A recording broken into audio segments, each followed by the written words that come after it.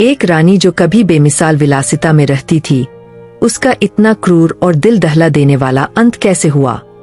फ्रांसीसी क्रांति से पहले फ्रांस की आखिरी रानी मैरी एंटोनेट इतिहास की सबसे आकर्षक और दुखद शख्सियतों में से एक रही है। ऑस्ट्रियाई आर्चडुचेस के रूप में जन्मी, उन्होंने लुई 16 से शादी की और सिर्फ 19 साल की उम्र में रानी बन गईं। वैभव और विवादों से भरी उनकी जिंदगी ने क्रांति के दौरान एक नाटकीय मोड़ लिया, जिसके कारण उन्हें अंततः फांसी पर चढ़ा दिया गया। पतन।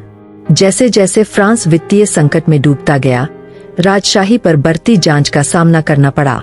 मैरी एंटोनेट, जिन्हें अक्सर देश की परेशानियों के लिए गलत तरीके से दोषी ठहराया जाता था, शाही जातियों का प्रतीक बन गईं। उनकी कुख्यात टिप्पणी "उन्हें केक खाने दो", हालांकि संभवतः अपोक्रिफल, आम लोगों के संघर्षों से उनकी कथित अलगाव का प्रतीक थी। कारावास। 1792 में राजशाही के पतन के बाद मैरी एंटोनेट और उनके परिवार को टेम्पल टावर में कैद कर लिया गया था।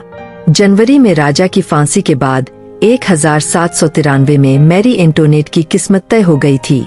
विधवा कैपेट, जैसा कि उसे बुलाया जाता था, ने अपने बच्चों से अलग होकर कई महीनों तक कठोर परिस्थितियों और एकांत में जीवन बिताया। मुकदमा। अक्टूबर 1793 में मैरी एंटोनेट को क्रांतिकारी न्यायाधिकरण के समक्ष लाया गया।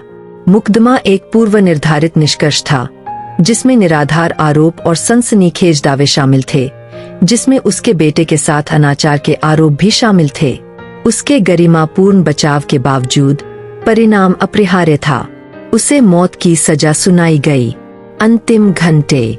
16 अक्टूबर 1793 की सुबह मैरी एंटोनेट को जगाया गया और उसे उसके आसन निष्पादन के बारे में बताया गया।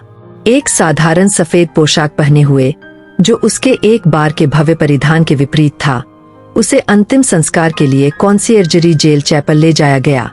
उसके एक बार के सुनहरे बाल तनाव और कठिनाई के कारण लगभग सफेद हो गए थे। गिलोटिन की यात्रा। दोपहर 12:15 बजे मैरी एंटोनेट को एक खुली गाड़ी में प्लेस डे ला रेवोल्यूशन, अब प्लेस डे ला कॉनकॉर्ड, ले जाया गया।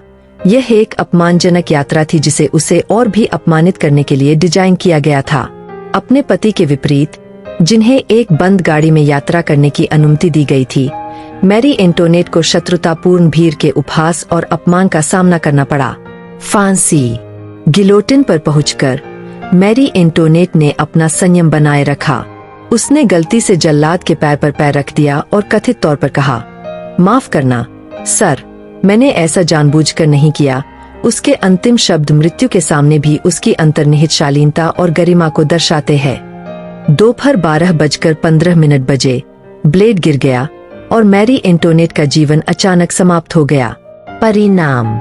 मैरी एंटोनेट की फांसी ने एक युग के अंत और आतंक के शासन की तीव्रता को चिह्नित किया। उसके बाद से उनकी कहानी साहित्य, फिल्म और लोकप्रिय संस्कृति में अमर हो गई है, जो क्रांति की मानवीय कीमत और इतिहास की उथल पुथल भरी लहरों में फंसी एक महिला के दुखद पतन की मार्मिक याद दिलाती है।